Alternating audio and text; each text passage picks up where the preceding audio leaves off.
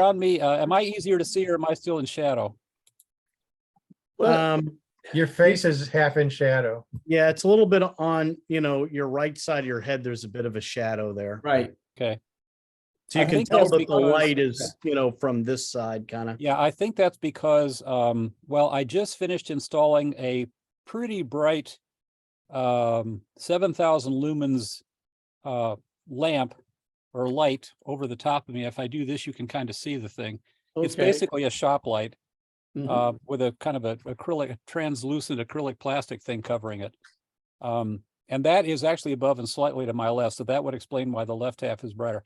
But I mean, just compared with the past, because it makes the area that I'm in, especially this IKEA desk that I got recently, you can kind of see it. I know it's out of focus, but it makes the IKEA desk bright enough to actually use.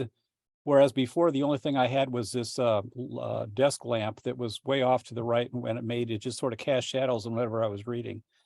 So I wasn't sure whether the overhead light was going to make my face easier to see, and I guess the answer is half of it is just because John, if you had a small desk lamp and put it off to the other side, then it would eliminate that side of your face. there. How's that? No, No, it has to be not in really. front of your No. face. No, the No, other you way. gotta put it in front of you. Okay, well, okay. That's not a desk lamp. Anyway, Well, I've got a desk lamp, but to try to move the desk lamp is hard. Trust me. The problem is I don't remember what you looked like before. Yeah.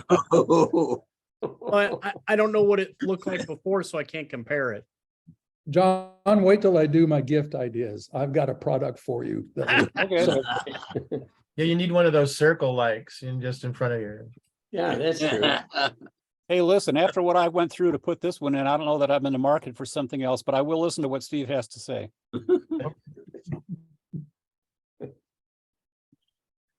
Uh, Okay, I think, let's see, it's just after 7, isn't it? So let's get started. We see. Okay, sorry, I gotta look what am I saying. Okay. Excuse me. John's here, he's our president. Steve Maynard's here, he's our first VP. Glenn is our second VP. Alan won't be here tonight, he works the polls.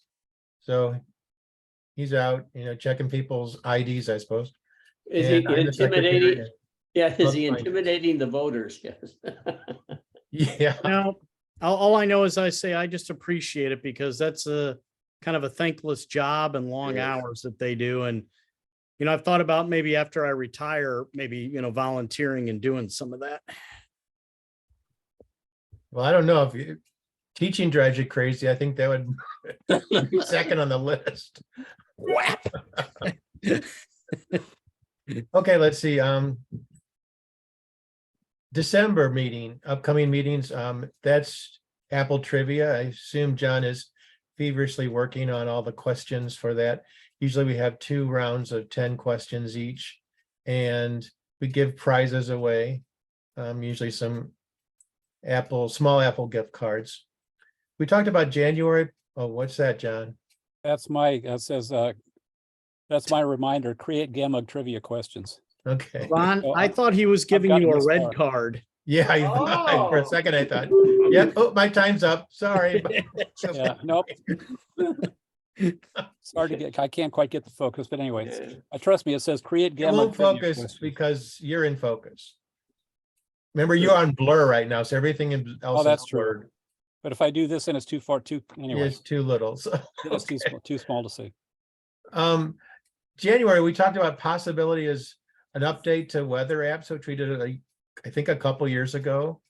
But anyway, that's nothing else is in stone at this point for January.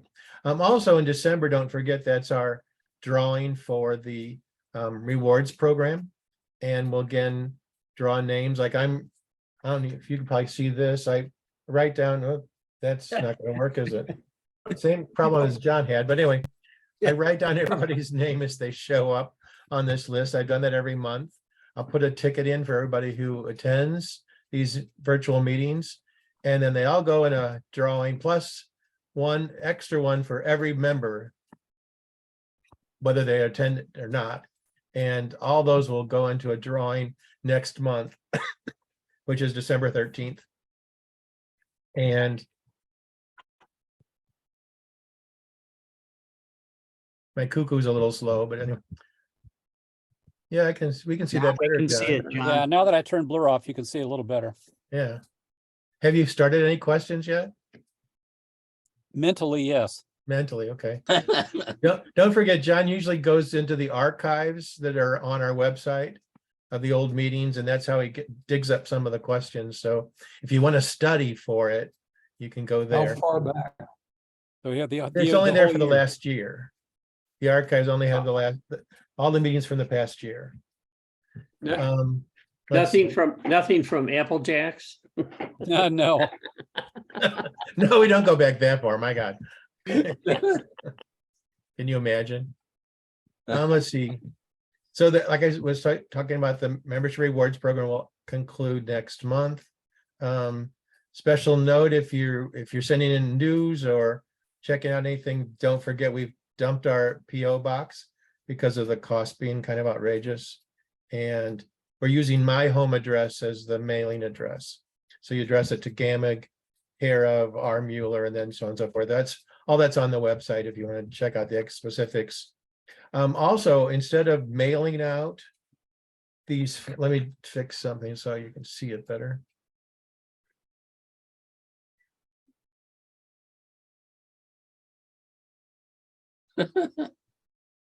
You know, these membership forms that I mail out to people? Mm-hmm. Anyway, instead of mailing you actual piece of paper, I make a PDF of that, which is easy because that's what our database does automatically. And then I email that to you. You can print it out if you want, but you don't need to. But it's got the address on there to mail your dues by check, or as Steve has shown us in the past, you can do it through Apple Pay using Apple Cash. So you won't be getting mailed membership forms anymore. If there's any change you need to note on it, then you can just email me, and it's got a thing on there about what to do. It's membership@icloud.org, I think. Anyway, it's on the form. What else to tell you? That's it for that. Okay. Any questions or tips or tricks you want to ask the group before we get into the meat of the meeting? Ron, Yeah, is it just me, or does your cat look like about the size of a tiger? Oh, my cat back there. Yeah. Yeah, I have a question. I've got a request from my friend that runs a tutoring service, and she told me I'm going to have to set up about 15 Microsoft Surface Pros and about a half a dozen iPads.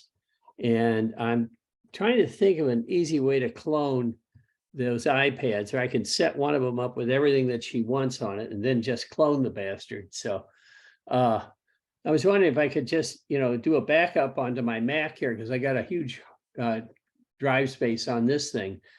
As I don't really use the cloud. I do my backups onto local drives, and I just don't like to spend more money to either Apple or Microsoft than I have to.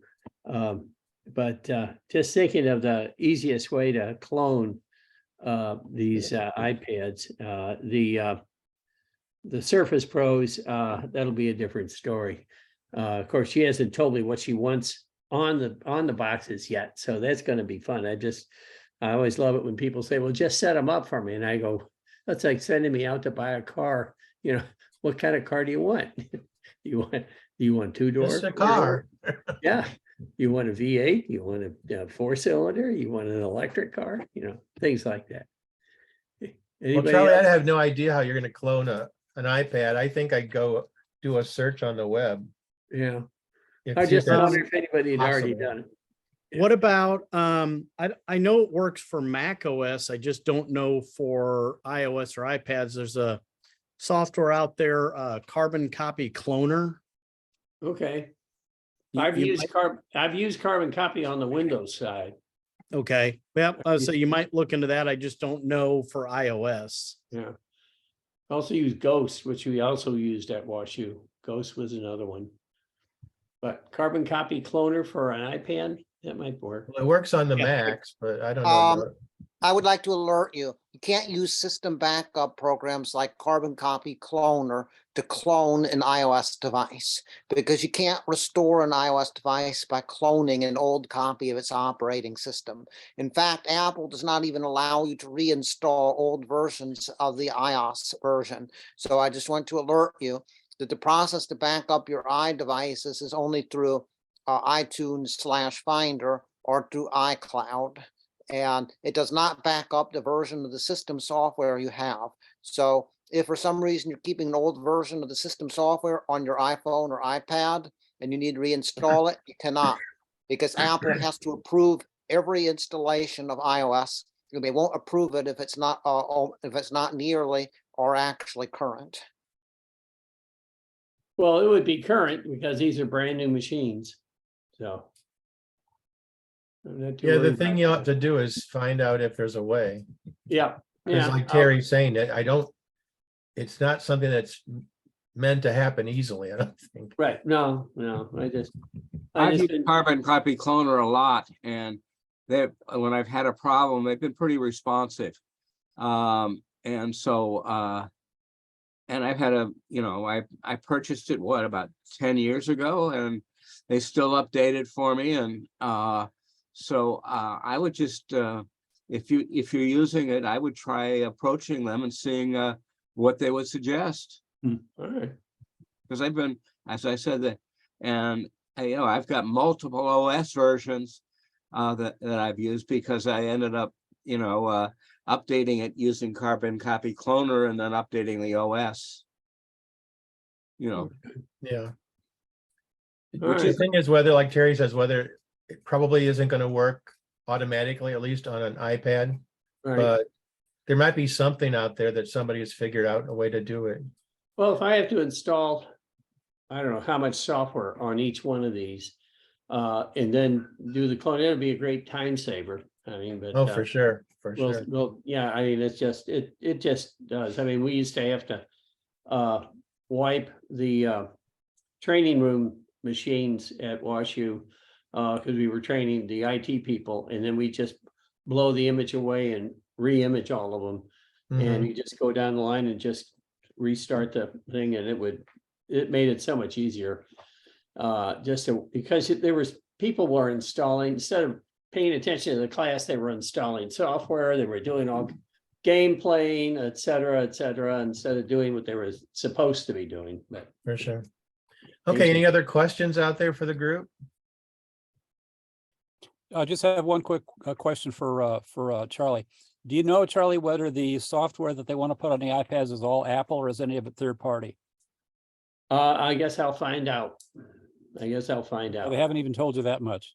No, they just told me they had machines to be set up, and I was Oh. like, okay, I'll come over. And I usually, what I do is I bring them all over here to my house. Last time I set up, I think it was 11 laptops, and I had them all set up in my dining room, and I just went down the line and had everything running. I was my bandwidth was pretty full those nights. Doing stuff. But they didn't even tell you if they want a car with 3 wheels or 4. Oh, no, yeah, I think 3 wheels would be cool, Okay, any other last question? No. No, okay, Lynn, let's get started. Let's see. We've got a bunch of different things tonight, so I don't know what would be best to start with. Glenn, would you want to start with your Ventura first? Sure, I can do that. And then maybe I think second, we go to Steve with the gift ideas, because he mentioned what he's got there, and I want to make sure we get it in. And then we can move on to the other stuff after that. So Glenn is going to talk about what, Glenn? macOS Ventura for my Glenn's goodies. So I'm going to highlight some of these. Let me just share this with you guys. Oh, wait a minute. And I just discovered one of the Mac OS Ventura's problems with doing this. All right, well. Give me a second here. I need to get out of Stage Manager.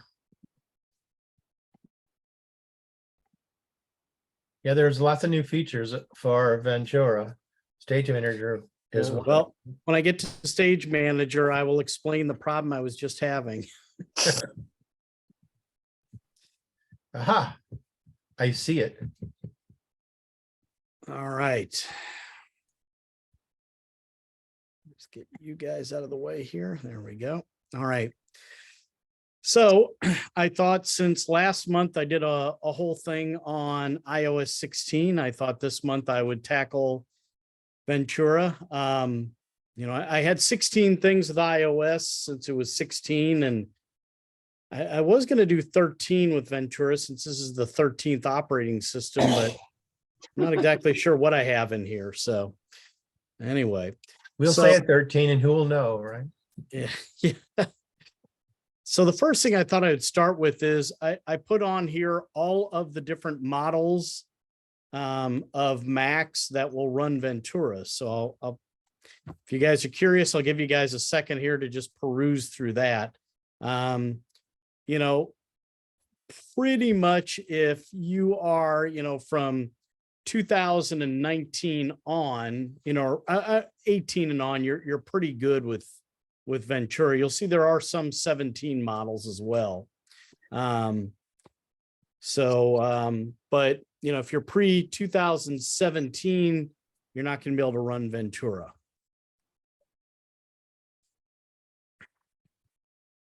I always forget when I'm doing this and presenting through Zoom, I always want to just hit the little arrow key on my Mac on my keyboard, and it will not let you do that when you're in here. I have to go down to the little PowerPoint thing to advance that.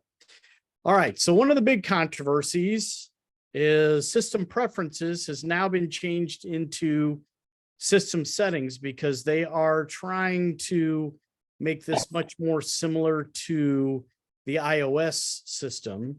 And, you know, there's been a lot of people out there and a lot of controversy and a lot of yelling about this. And I'm like, whatever, I don't really, you know, see why it's such a big deal. You know, like anything, I think it just takes time, you know, to get used to it and finding out where things are. The biggest thing that I don't like when they do this is that, you know, then you're trying to figure out where the heck are things. And that just takes a while to get used to it. I've also noticed there are a few things that in system preferences kind of got their own icon that you could go right into that are now nested in other functions. And there are a few things in there that, I don't know, to me, in my mind, at least, don't exactly make sense where they put them. But, you know, like anything, it just takes time to get used to it. And if you're not sure where something is, just use the search bar. It's right there above your Apple ID, and just put in what you're searching for, and you'll find it and you'll get used to it. But if you go out and, you know, you could probably spend a couple hours reading about, you know, the controversy and, you know, the things that people are saying about this and everything. So do not look for system preferences because it doesn't exist anymore.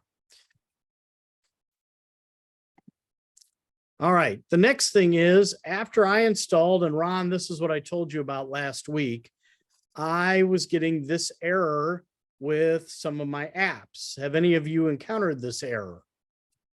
Yeah, but it wasn't in Ventura, but I have in the past. Okay, well, it is something that a lot of people are encountering in Ventura, but it just has to do with the security of the OS. And they're just being a little more strict with kind of security permissions and things like that. And, you know, as soon as, you know, these companies update these to get up to speed, this shouldn't be an issue. And so at first I got it and I was like, God, you know, like I was getting on FileMaker Pro, which is something I use quite a bit for my coaching stuff. And so if you get this, there are multiple ways to get around it to be able to use the software. And I'll just give you the easiest one. So if you get it, you can see here, just go to your settings folder and just control click on the app and then just select open from the contextual menu that comes up. And once you do that once, then from there on out, it will work. So that's the easiest way to do it. So why is it saying it's damaged? It's not actually damaged. It's just that the app has not been updated to meet the new security requirements Oh, okay. Apple has put into Ventura. And so, like I said, once they, update the apps, this will go away. So it's not a big deal. It's just, you get, and there are other ways you can, like, there are 3 or 4 different methods I've seen to actually curing this. So I've given you guys a link there on the bottom, and you guys can go to that link, and obviously I'll, share all this with Ron when we're done. But, that you can read more about this whole thing, and you can see other workarounds if you prefer. Like there's a way to do it in terminal and other ideas, things like that. So What's deceptive there, though, if you hit the move to trash, you just screwed yourself, right? well, no, it's just sitting in your trash as long as you don't empty your trash. And presumably if you have the app, you can, reinstall it. Well, But that's what I did when it happened in my current system. I forget what program it was. And I moved it to trash. And then I guess somewhere along the line it got emptied. So I had to re-download the thing, which luckily I could do. yeah, and But if you've anyway. got the serial key for it, Yeah. as soon as I saw this, I was like, whoa, but my first thought was, okay, just don't do anything with it because, this is going to sort itself out eventually. So, Let's hope. and then I started doing some researching of it and kind of figured this out. So, like I said, I think this as software updates, these companies update their software, I don't think it's a major thing. Again, I think it's just dealing with security permissions. So I Glenn, wouldn't could be I- overly concerned. Glenn, could I ask you to clarify one quick thing? Yeah. You've got on here, go to your settings folder and control click on the app. Is it the settings folder or the applications folder? You know what? You are right, John. I don't know why I have settings folder. It should be your applications folder. Thank you I think sometimes when I'm doing all this, I get so busy that you're all right. And I will change that when I get done with this so that it has the right directions. That is the applications folder. Yeah. I don't even know why I didn't think of that because that makes no sense going to your settings folder. So Well, because you've just been talking about settings before that. sometimes when I'm doing this stuff, I've got so many things that usually I go through and proofread. So thank you for finding that. I didn't see that one. All right. Moving on here. Next thing is you can now undo send mail. So if you've sent an email out, you can undo that. However, you got to do it pretty quickly. So, you've got, I think it's kind of ridiculous. You have 10 seconds to realize you don't want to send that. You can change that to 20 to 30, to 20 or 30 seconds. But even so, I think sometimes if I send an email and then I didn't want to send it, it doesn't dawn on me for like a few minutes, or I'll realize something later. But anyway, so after you send an email, you look at the sidebar and you're going to see at the bottom right after you send that little undo send there that I've got in the box, and you just click that. So the default is set for 10 seconds. So if you send it and you're like, oh, wait, I didn't mean to do that, just go over there and click that. But you can, if you go into the preferences, and I haven't tried this, so I can't tell you exactly where it is in there, but if you go in there, you can change that to 20 or 30 seconds. It'll give you. Cool. Now, what I don't know behind the mechanics is when you send that, is Apple actually having it wait that 10 seconds or that 20 or 30 seconds before it departs? Because I presume once it's gone, then I don't know how in the world you would, undo that. So I read on Tidbits that it only works if your recipient also has Apple Mail. If you're sending to somebody who's on a PC or somewhere else, the undo doesn't work. Okay, I thought it was just different systems, so I don't know, but I'll, yeah, that is kind of a problem with all of these undo send kind of things. So it's very limited in what you can do with that. Does the speed of your system or your network connection have an impact on that too? The undo send? I don't know, not that I've heard of. Okay. You can also schedule emails to send later.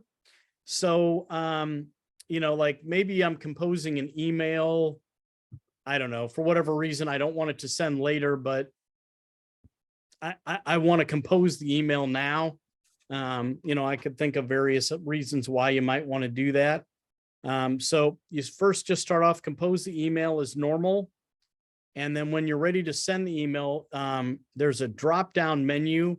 So you see the little, paper airplane icon that we use to send email. Right next to that, there's a little drop down menu, and you can choose one of the 4 options: send now, send at 9 p.m. tonight, send at 8 a.m. tomorrow.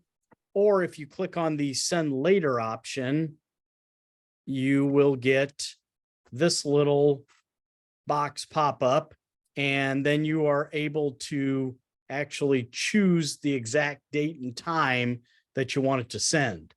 What I don't know is if there is a limit to how far out you can do that. I was trying to find that and I did not find anything on that. So I don't know if I could schedule something to send, in 50 years after I die or something. My message from the grave, I don't know. Of course, probably in 50 years, we won't be using email like this anymore. But anyway, so that's how you can schedule emails to send. That's cool. By the way, once you schedule that, you're going to see a new mailbox actually created over in your left-hand bar. If you're using Apple Mail there, you're going to see that, and it'll now be send later. And so anything that you want to send that you've scheduled, you now have another mailbox that those are sitting in, waiting to go out.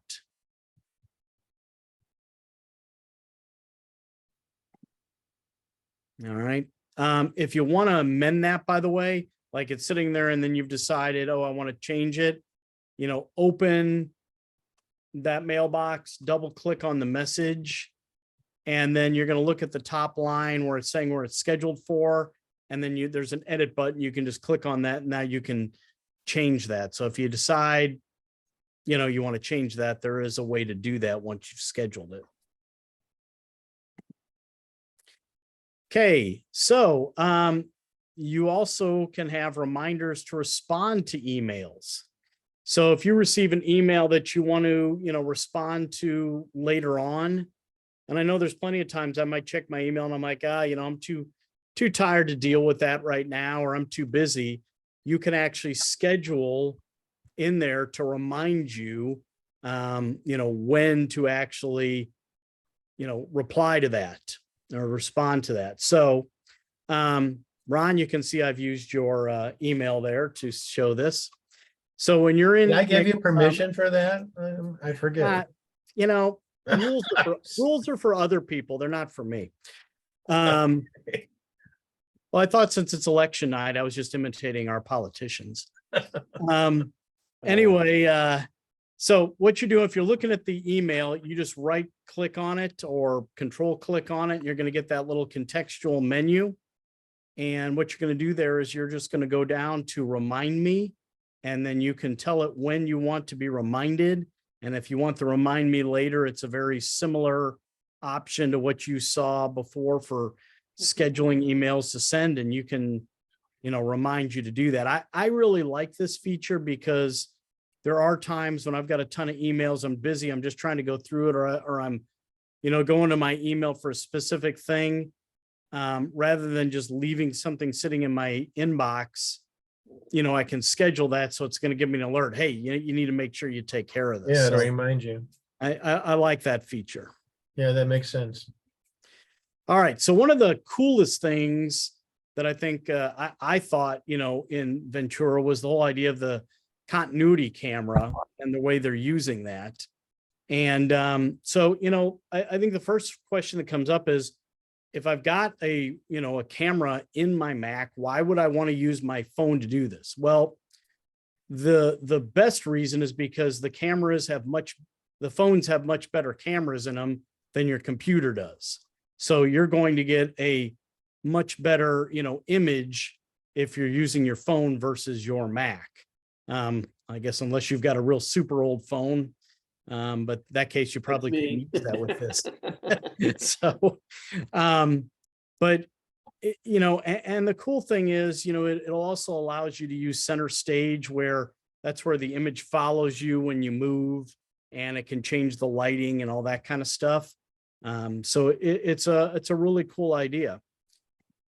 So if you want to use this, you want to, and it'll work with anything that you might be doing a video, chat with. You can use this. So like here, if you launch FaceTime, the first thing that's going to come up the very first time you do it, you're going to get this little dialogue, and it'll ask you to, these things here, and, you can just go ahead and continue.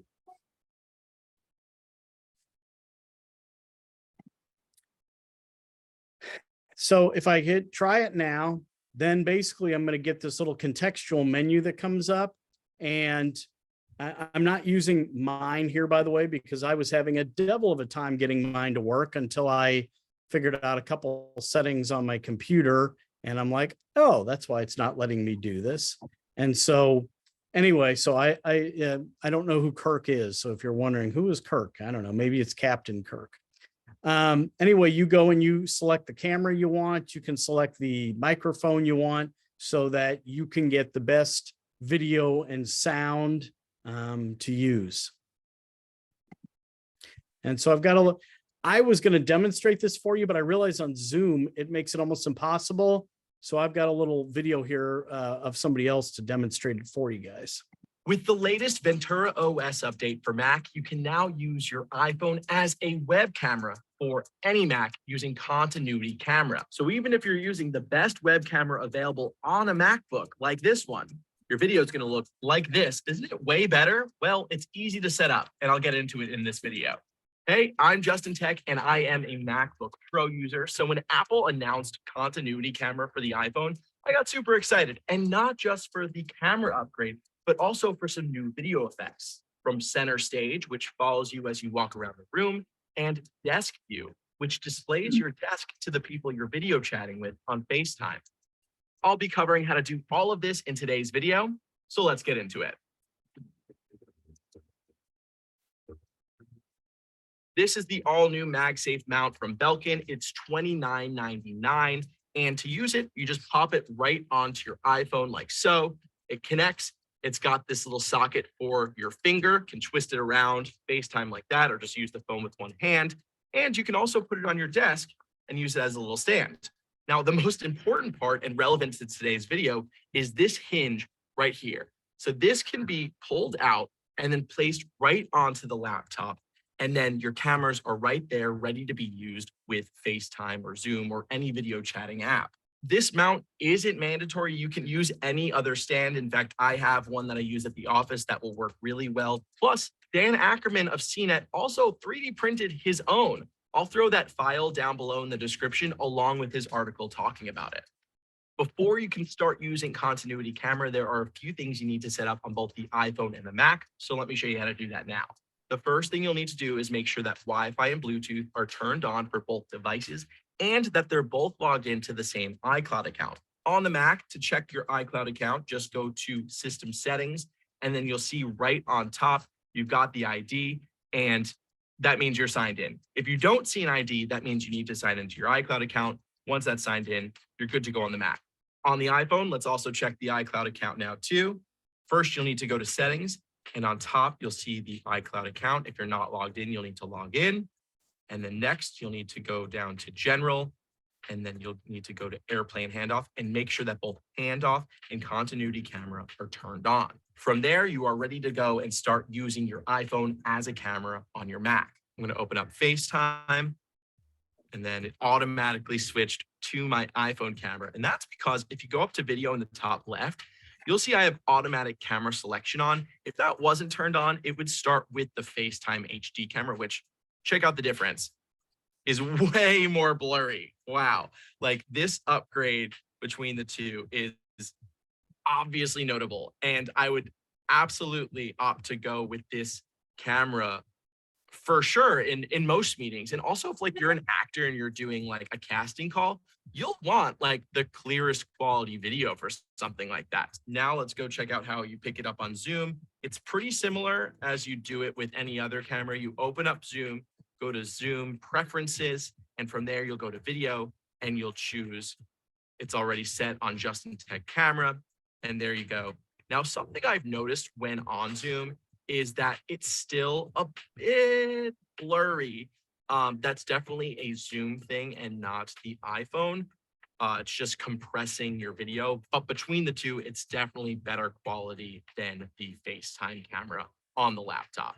Now, let me show you all of the video effects you have available to you using the iPhone camera. To access the video effects, just click Control Center in the top right, and you'll see video effects in the top left. Give that a click. And first, let me show you portrait. What it does is it blurs out the background, similar to portrait photos on iPhone. Now there's also studio light, and you can double them both up. So you see how what it does is it creates a better contrast, and it puts lighting on me and darkens out the background. I can get rid of portrait mode if I want to. And then there's center stage. So what center stage will do is follow me, and it will switch to the ultra wide camera for this. So watch, you'll notice that the quality of the camera is reduced a bit, but I'm gonna get up and walk around, and it's following me over here. And it does a pretty good job of it. Let's see how far to the side I can go. Okay, so that's as far as it's going to go over there. Now let's see how far I can go over here. Pretty good. I mean, that's a lot. That's a lot of area. Now, one thing it doesn't seem to really do, yeah, it doesn't seem to really zoom in, which is something you get on a device like the Facebook portal, which I like, but I guess I also do like how it's giving you a good view of the entire room. Welcome to our set. Then I'll sit back down, and then we're back. The last effect I want to show you is desk view.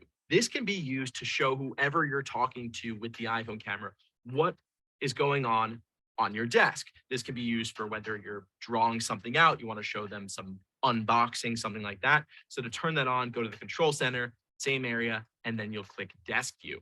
A window's going to pop up for you. You'll to either zoom in or zoom out of what you're showing them. The picture that pops up is definitely a bit warped, but let's say I had this box art from the Belkin device and I wanted to show someone, or I even wanted to film my own unboxing. I guess I could screen record and, use this in a YouTube video if I wanted, although it's not the best quality. And then there I could be like, oh, check out this new device I got. Or even better, I can just use like my Apple Watch and I can be like, oh yeah, mom, this is how you reply to a text on your Apple Watch. This could be used for a lot of cool reasons. It is obviously a bit warped, but still a cool feature to have. And what happens is when you're FaceTiming someone, there will be two squares open up on their screen. It will be both a picture video of you and the video of desk view. So someone gets both angles at the same time, which is pretty awesome. The last thing I want to do is compare the iPhone 14 Pro's camera to my laptop's web camera, which has the 1080p, the latest and the best webcam you can get on the MacBook Pro, and the 720p one on the older Macs, plus the current 13-inch MacBook Pro and the MacBook Air with the M1 chip. Those all have the 720p model. Now, here, I'm going to pop the other one on screen. As you can see, the one below me, the 1080p that's on the MacBook Pro 14-inch, is way less resolution. You're getting a big bump by using an iPhone. And I would say at least the iPhone 11 on, those are probably going to give you much better quality. Now let's hop on the 720p model. As you can see, this is an even bigger jump from those. And a lot of you may still have that on your Macs because they just switched over to the 1080p model web camera on this latest round of MacBook Pros. So as you can see, this is a really big upgrade just by using your iPhone. So now it's your turn. Go out and enjoy using your iPhone as your web camera. There are also a ton of new features with Ventura OS, and we made a video covering all of them. So check that out up there. All right, so there you go. I thought he did a pretty good demonstration of how you use this. And like I said, it's hard to do that while I'm on Zoom and you see what I'm doing without trying to set up a bunch of cameras here. So I thought that'd be easier to do that. I am not using continuity camera. I've just played with it a little bit, but I haven't, done anything, using it. One of these days I might try it out in one of our meetings. With the latest Ventura. All right. Okay, our next thing is Stage Manager. And so I don't know how much you guys know about this, but the idea of Stage Manager is it's supposed to make it easy for you to switch between, different applications or documents that you have open. And as you can see by my screenshot there, the stuff that is in the background that you're not using is going to be on the left-hand side of your screen. And so you just go over there and you click on one of those and boom, it takes the place of what's up there and they just switch. And the one, my PowerPoint would then go over to the left-hand side. And if you're going into some kind of full screen mode or whatever, and you don't see that stuff on the left, you can just put your cursor over on the left-hand side, just like the dock, and those will pop up. Now, one of the things I will tell you, I am not a huge fan.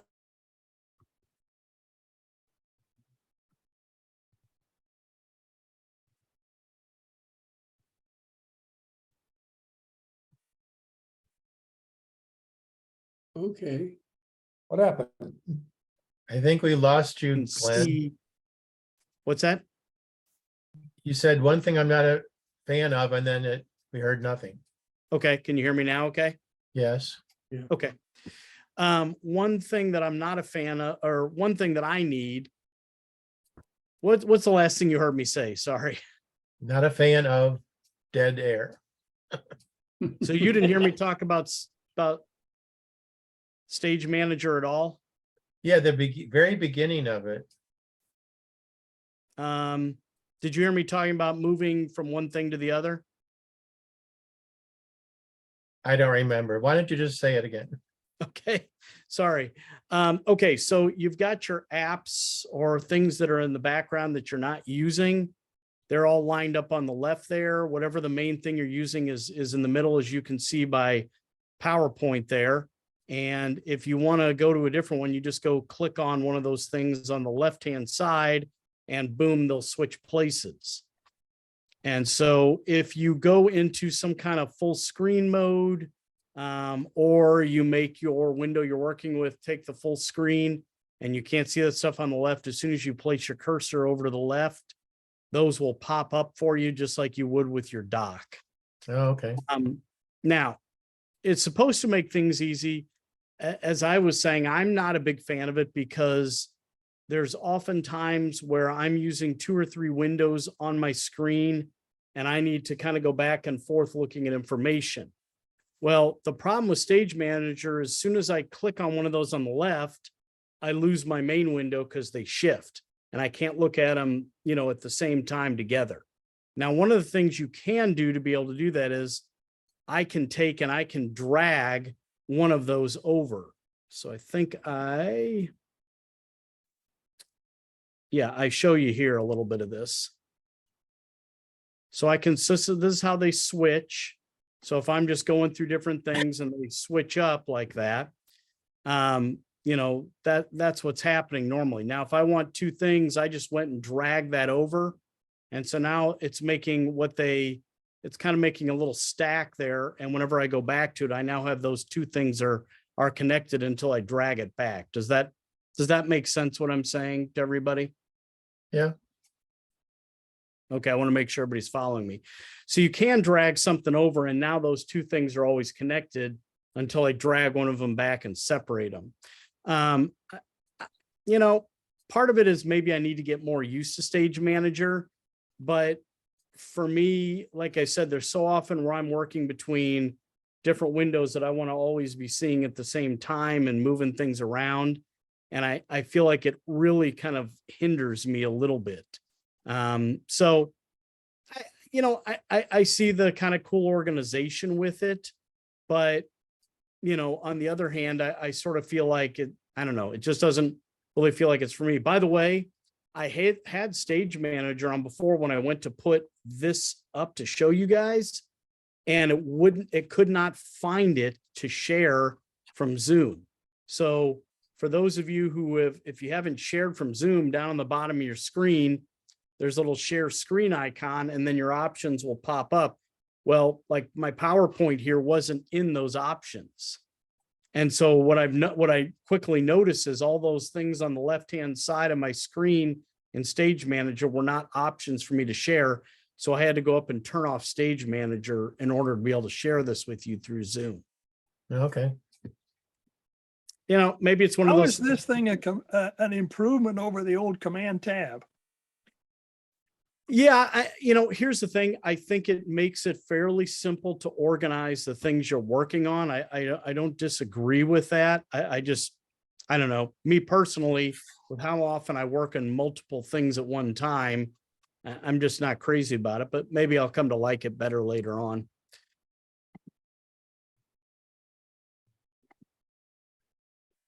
Now, how you can turn Stage Manager on and off.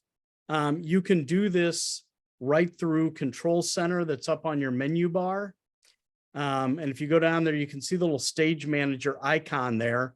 It's a little box with the 3 little dots. And so you can just literally click that to turn it on and turn it off. You can also activate it and customize it in your system settings. And so if you go to your desktop and dock setting, and then you see that Stage Manager down there. If you scroll down, you see on the bottom of my box there, I can turn that on and off through there in my settings. And then I can also click customize to do a few other things with it here. So I can, if I want to put recent applications I've been using, I can toggle that on or off. I can toggle on or off desktop items. If you turn desktop items off, you won't see anything else on your desktop. And so if you want to show windows from an application, and so this is for an app that has multiple windows open, like maybe I've got multiple Safari windows. If I have it all at once, it's going to display all of those app windows kind of stacked on the screen at the same time. Or if you do one at a time, then one's going to be on the left and one in the middle, and you can only do one at a time there. So you can control a little bit of this. All right, another little interesting thing, and I came across this. I don't know how many of you have heard about this, but they have something built in now called Rapid Security Response Updates. And so what this is going to allow you to do if you choose this option is that you can get just like the important security updates without having to update like the whole security system to the next, or the whole operating system to the next point, whatever it is. By the way, they're also implementing this with iOS as well and iPad OS. And so, this way Apple can just sort of push out smaller security updates instead of having to make big patches. So what you can do is, I think the default is to install these. And if you go into your system settings and you go to general, and then you go to automatic updates, and then there's a little icon there, you can tap on that and it'll bring up the little settings menu for it, as you can see here, and you can toggle that on or off if you want it. To me, that seems like a handy thing because it seems like in recent years that the little 1.2 updates, whatever, have gotten larger and larger and taking longer and longer to install. So I'm going to see how this goes. I haven't, noticed anything yet. And I'm going to see if this works out, that they can just quickly do this and I can, do those little security installs. So that's something completely different that they're doing. Okay, another thing that you can do that you couldn't do before is you can now decide how frequently you want your time machine backups, or at least they're giving you more flexibility in that. And so if you go to general, the time machine in your settings, and you click options, you can now choose the frequency menu of that. And so what you're going to see here is, and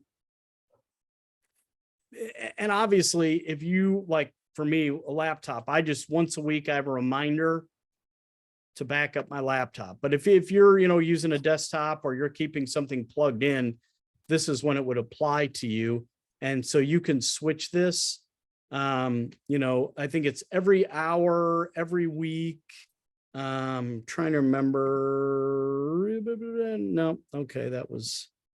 I'm trying to remember. It's every hour, every day, every week. I think it is something like that. So you can play with those, that backup frequency, how often you want updates.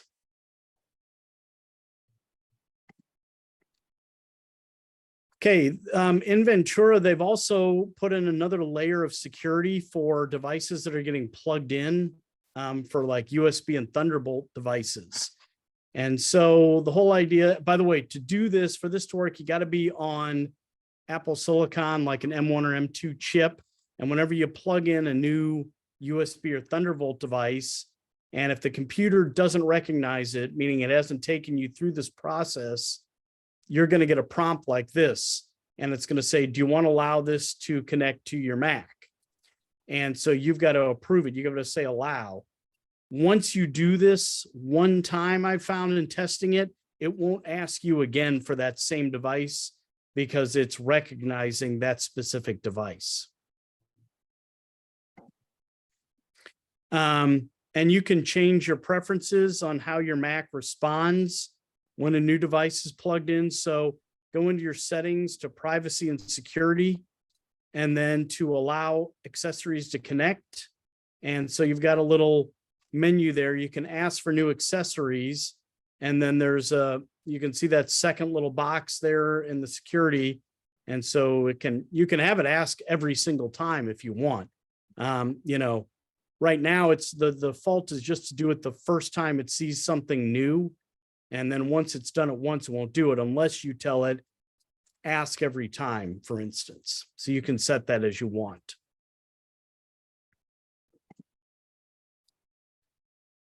All right, so now you can, if you're running Ventura and at least iOS 16.1, you can hand off your FaceTime calls between your devices right in the middle of a call. I think that's really cool because I know there have been plenty of times where I've gotten a FaceTime call on one device or the other that I picked it up on, and I want to go to the other one. And so, anyway, I think it's a cool feature. And if you watch this here, it's a very quick little clip showing this. Once you update to macOS Ventura and iOS 16.1 on your iPhone or iPad, you can transfer FaceTime calls live as they're happening in between devices. Just look for the FaceTime icon in the menu bar on your Mac or on your iPhone. So that's all it is. You just click that and boom, it'll switch you over to the other device. Once you update to... Okay, one of the things that I have really disliked in recent Mac OS systems is Spotlight. Not a big fan of it. I just feel like it's not as good as it should be. And so they've done some updates with some really improved stuff here. Like you can get web page thumbnails using Quick Look. They also have some cool search features to find photos.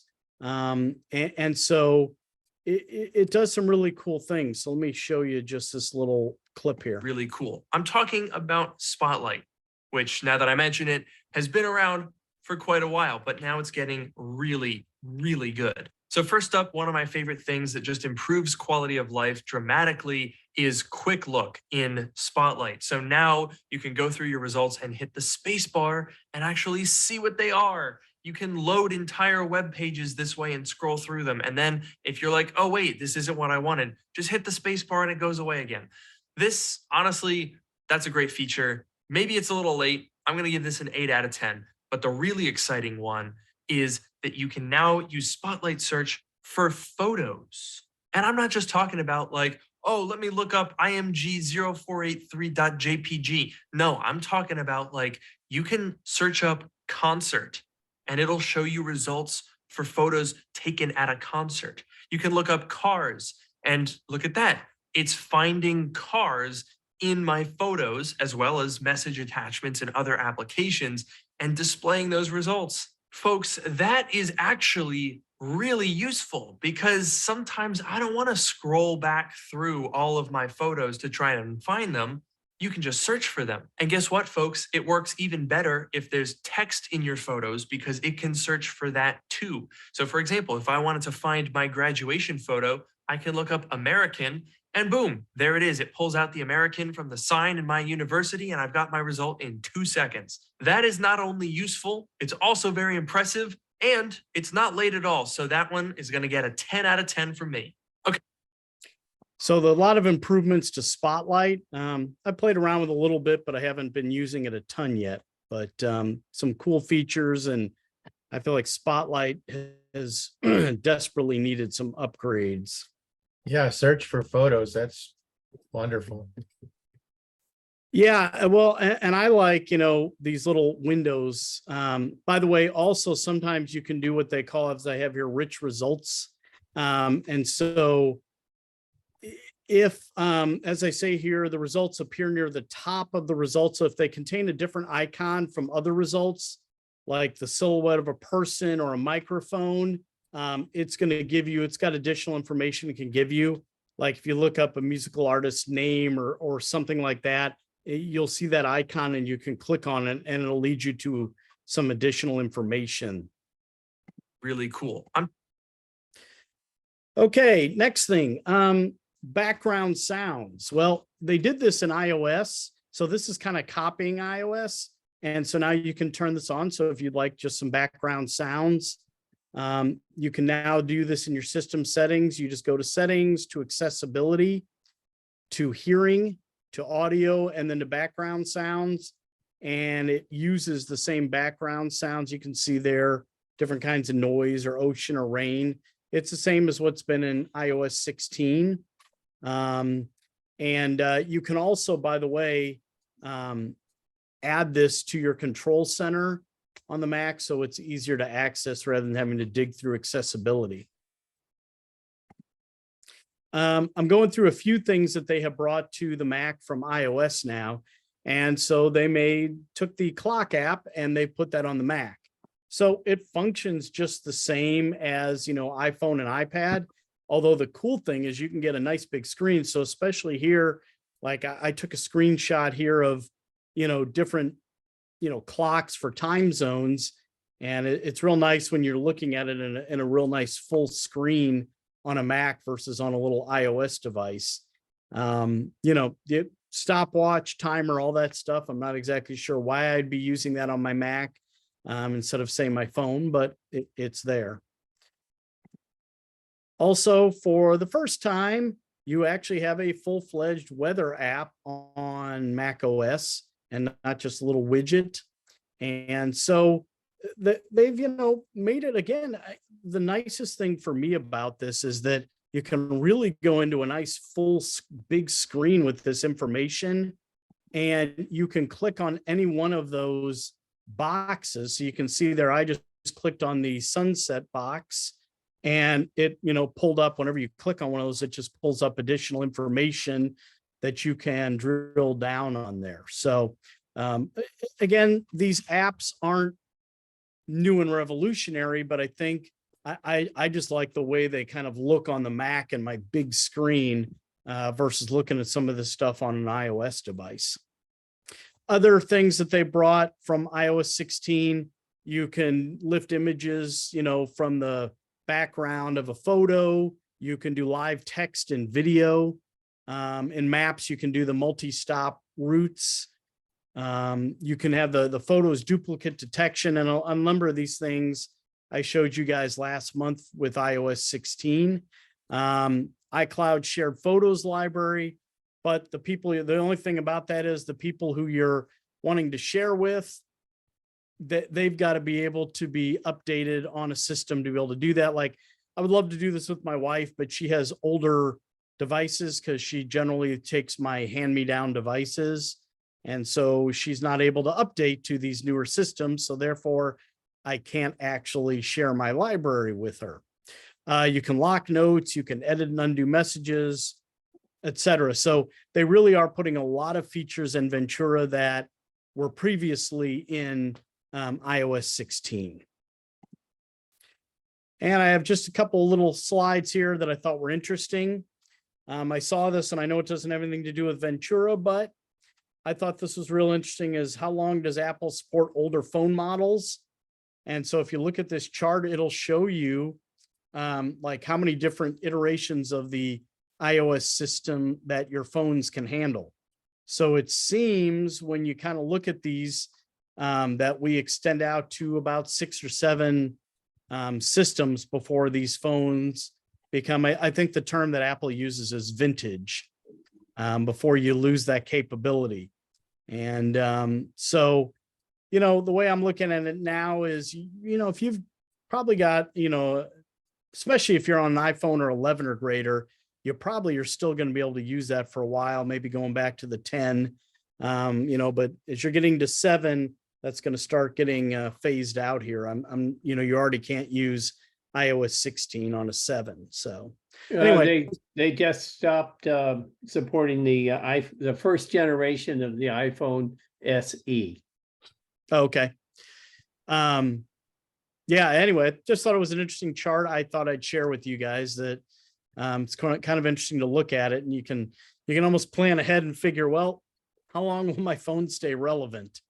So I'm still using my iPhone 11 Pro Max.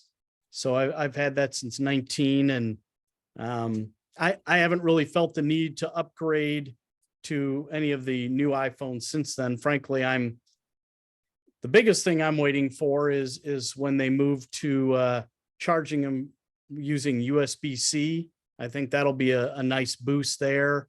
And I can't get excited about really the 5G phones until it's, gee, I can use that pretty much everywhere now. So kind of that stuff I'm really waiting on before I think about updating. And to finish, I saw this and I just thought it was humorous. Somebody put this out on Halloween, and I thought that was kind of a funny mock-up for a new workout for trick-or-treating.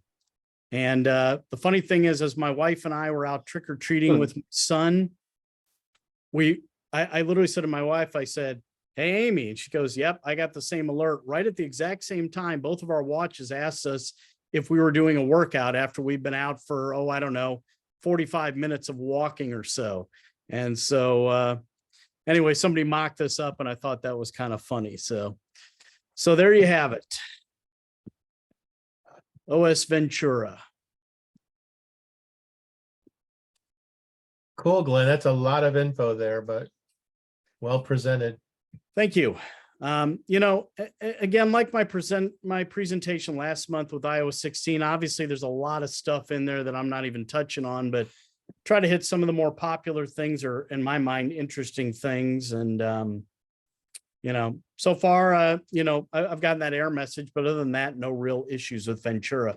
So like Ron, I recommend upgrading. I don't see any reason not to at this point. Well, now that you told me not to trash my apps, if it says to, I think I will do that. Yeah, don't listen to them. They're lying to you. Glenn, do you know, have you run across anything about Stage Manager working with external monitors? I was thinking, for example, now I will typically have the MacBook Air that I'm looking at now. I'll typically have this off to the left, and then I'm looking at the big 4K monitor. And I thought I heard, at least initially, and I don't know if this is in existence, I haven't tried it, that you could take Stage Manager and put the little icons, you know, that you showed off to the left, the ones that you click on to bring up, that I think you could park those off onto an external monitor. Let's say, like in my case, there'll be the iPad, I mean the MacBook Air screen on the left. And then when you click on the thing to bring it up, it would jump over to the big screen. I'm not sure if that's operational. I don't know if you've run across that or run across any questions about it. I know that, I believe that was the intent, but I don't ever use external monitors, so it's not something that I would be looking for. So maybe somebody else here might be able to speak to that. I think that was something that was going to be implemented right away on the iPad OS version. But that got scotched right away. There were all kinds of problems with that. So that's kind of been withdrawn. I just didn't know whether or not a similar problem had come up on the version that's on Mac OS versus iPad OS. Yeah, I can't answer that just because it's not something I've ever delved into, because it's just not something I really use. Okay, Fair enough. well, thanks, Glenn. That was really good Thanks. and useful. And You're don't here. forget, I will post what Glenn created there on our website, so you can look at it again, or anyone else who wasn't here tonight can check it And out too. Ron, I'll send that to you both in presentation mode and a PDF. Yeah, and like I mentioned, I don't know if it's possible, but those videos, if you can just put a link on the screen or on the slide to the video, then people can just click on that. Just put a little line that says click here and link it. Yeah, I usually do that. I don't know why I didn't do that on this month. I've done it previously, and now I just have to go back and figure out where I got, because I actually just, what I usually do is I download those videos and insert them in my presentation. That Yeah. way I'm not reliant on having to send us out to a connection somewhere when I'm presenting them. So I'll try to find those and put links in there for them. Okay, well, don't worry. I won't, I'll be lucky if I get to that tomorrow even, so. Okay, well, we're gonna move on to Steve. He's created I guess you'd call it tech. What would you call it, Steve? A gift guide to tech-related ideas. Does that Yeah. make sense? Right. Close enough. Close enough. Yeah, let me share my screen here. And hopefully my videos will work. Okay, everybody see that? Yep. Gift ideas. Gift ideas, right? Hate to be the bearer of bad news, but Hanukkah is like 6 weeks away and Christmas is 7 weeks away. So you're getting down to the wire, guys. And in this day and age, you can't put your Christmas shopping off until Christmas Eve like you used to. So here's just a few suggestions I've come up with. And my main emphasis was, are they fun? Are they interesting? And are they usable? So the first one, this is the one I was talking about to John. Come on, there we go. It's called the Illuma Ring. The Illuma Ring is a big clip that attaches to the top of your phone. The front of the clip is a ring of LED lights, and they're behind a translucent cover. The ring encircles your phone's lens, and it illuminates your face. It has a rechargeable battery that's good for about an hour, but you can also connect it to a USB charger and it will run indefinitely. Now the clip part opens wide enough to fit over the top of a Mac, so it will probably also fit over most phone cases. The Illuma Ring sells for $25, though if you buy more than 1, 2, 3, 4, however many, the price goes down. And I've got a link down there at the bottom so you can see what it is. And hopefully this video will work. On camera, from babies drooling to business meetings, it's all happening through your lens. But it's impossible to look your best without good lighting. Dark circles under your eyes, even after an hour of makeup, completely silhouetted because of your office window behind you. Bad lighting makes for a bad look. Brighten up your look with the Illuma Ring.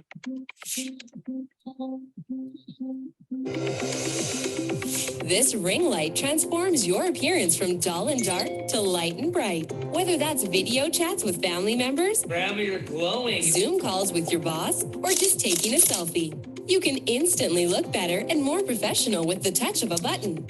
Especially since that one button is the only one you'll have to worry about. It provides even lighting by eliminating dark shadows around your eyes and bringing an overall glow to your face. And the best part? All you have to do is clip it onto whatever you're using, wherever you are. Plus, with 360-degree soft diffuse lighting, adjustable light levels, and color temperature. And if I press it, we can dim it and just, wait until the light is absolutely perfect. You'll be able to find the perfect lighting style for you. And when it runs out of juice, just use your USB port and enjoy unlimited runtime while plugged in. But don't take it from us. Just ask our happy customers. We can now effectively communicate better with clients. If you know people that FaceTime in the dark all the time, you need to go get this for them. Look at that lighting. It's easy to clip on. It's lightweight. You can just throw this in your bag and be ready no matter what with good lighting. Totally upped our game professionally. Illuminate every call and bring your appearance and confidence to an all-time high with the Illumi Ring. Yeah, you guys get the idea. So Yeah, next that's time you actually do- a great product. John, I think you need one of those. Oh, it'll save me a small fortune in cosmetics charges, you know. There you go. Yeah. Okay, this next one is called Bird Buddy. It's one of the more pricey items, but it makes up for it with fun. Whoops. Oh, I skipped one. The Go Donut. Yeah. It's a simple, well-designed stand to hold an iPhone or an iPad. It's pretty heavy, so it won't move around easily, but it has a rubbery silicone cover, so it won't scratch the surface. The slots are angled to hold your device at 3 different angles. And the Go Donut costs for $25, but again, the price goes down per unit if you buy more than one. I thought that looked pretty sharp. I have a little cheap stand for my iPhone that I set on my desk, and it just moves around too much. So I am tempted to get this one. Yeah, that's a good idea Bird too. Buddy. Here's the Bird Buddy. And like I said, it's a little pricey for $200, but if you're a bird enthusiast, I think it would be fun. If you have a bird feeder in your yard and enjoy identifying the different kinds that visit, this is something you might want to indulge in. It has a lithium-ion battery, it's rechargeable, and it holds a charge for a month or more. The camera is active only when it detects motion on the feeder directly in front of the camera, so it's not running all the time. It snaps a picture and it sends it to the app on your phone using your home Wi-Fi. The app keeps a log of your visitors and it even identifies their species. And the Bird Buddy goes for $200 and it has an optional solar panel. My only criticism of it is that little reservoir that holds the seed, that doesn't look very big. I think the birds that come to our feeder would empty that out in about 10 minutes. So we got some little piggies. So there's no audio on this video, but it gives you an idea to show you how it works. You have a bird visitor, snaps a picture, identifies it, and it adds it to your log. There you go. Steve, does that come all at one thing with the feeder and everything's all in one piece? Yes. Oh, okay. My Bird yard. Buddy. All right, I gotta write that down. Yeah, I thought that was pretty interesting. I wonder if I think can, go ahead. I think the roof comes off and that's how you fill the reservoir and it empties out into the tray down below right there. I wonder if I attach it to my car, it'll tell me which bird's been pooping on my car. Yeah.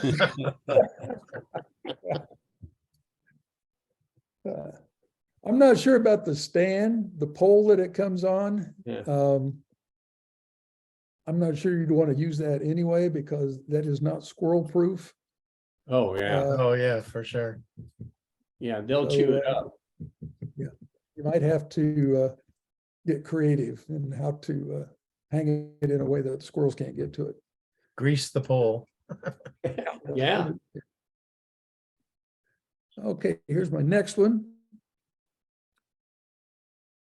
Creative XP night vision goggles. If you'd like to see what kinds of critters are visiting your yard at night, then these night vision binoculars are reasonably priced. They have a 4-inch screen and a rechargeable battery. You can hit record and save a video on a 32 gigabyte memory card, and they sell for $109 on Amazon. When I was still working, we had a break area, and there were a lot of guys that like outdoor activities, hunting and fishing, whatever. They would bring their catalogs in and leave them in the break area so other guys could read them. I picked one up and I looked on the back. It was around Valentine's Day, and it said, "Nothing says I love you like night vision binoculars." Right. It cracked me up. So I've kept my eye out for night vision goggles to give to my wife for Valentine's Day. So, Did it go over This- well? no, I haven't done it yet. I'm Oh, not okay. sure she would. She may want the bird buddy. So that's something. She spends a lot of time at our front window with the binoculars looking at birds on our feeder. So she may enjoy the bird buddy. Hey, this is the cosmic scope. It's a nice little monocular. I think that's the word for it. It's a handy little telescope you can use by itself, or there is an attachment clip to mount your iPhone, as you can see down here. The clip aligns your phone's camera with the eyepiece. Cosmic scope can be used in low light conditions, and it has a tripod mount. Pretty sharp. Yeah, for sure. I have seen little lens attachments for iPhone cameras, and I'm just very suspicious of the quality. But for $50, I think this is a pretty good buy. It's very high quality. Next thing is the cup station. This is for your vehicle. And I got another video here. It's actually really saved my Cup station. You may be wondering, you already got cup holders. Why would you need a cup station? I only have one cup holder in the car right here, and it's really small. Rolls around everywhere. And if that goes under my gas pedal or my brake, that could be a pretty big problem. This station holds all kinds of containers, every size you can get. You open it up, every 2 different cup holders and the adjustable diameter. I could put my coffee there and I could put water here, and this thing expands as well. This is the water bottle that I use sometimes. It's totally like this really simple device, but it's really been great. We're ready to go off-roading. And it made it. Super easy, super effective. I got my cup station. You should go check out one for yourself. Cheers. I hope he's not eating while he's driving. If you're alert, Is he gonna would go have off-roading with that salad? salad all over the inside of his SUV. I guess that's when he stopped in traffic, that he can stop and get a bite of salad. Yeah. But during that video, just for a split second, you saw that he had an iPad mounted on the thing. Put it in the slots, and you bring those arms together and it will hold it tight. So that might make a good iPad mount for your vehicle. Let's see, it can hold 2 containers, including oversized tumblers up to 6 inches in diameter. So that's great if you like the big gulps from 7-Eleven.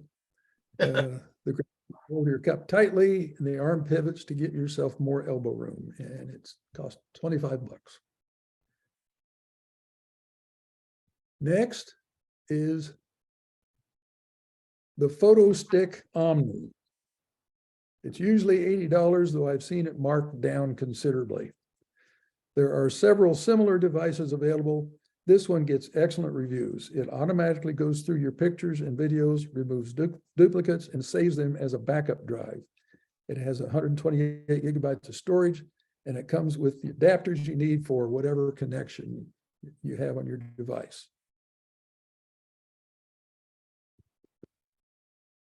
Next, I actually have one of these, a mist cleaner. This screen cleaner makes a great stocking stuffer. It's about the size of a lipstick tube. Inside is a reservoir with a pump sprayer, and you just spritz a little on the screen and then wipe it down with the cloth. The outside of the mist cleaner is a microfiber cloth sleeve for wiping a screen. This sleeve is removable for washing, and it goes for 14 bucks. And I'm pretty sure that the screen cleaner, the liquid that goes in it, is just isopropyl alcohol. Does anybody know different? That's what I think everybody uses.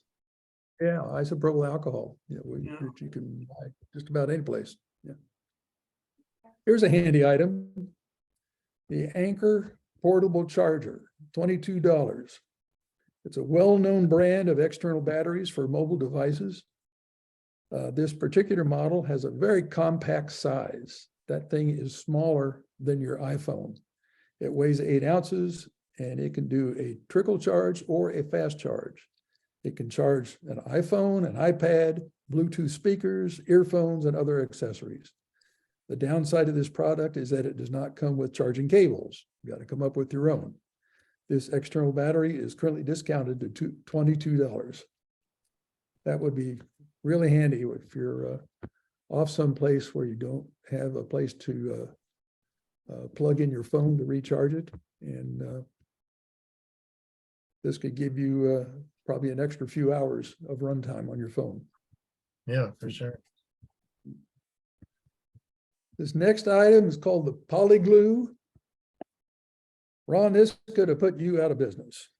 It's not the same as having a conversation, but it will help you get directions, help you make purchases, ask questions, and so on.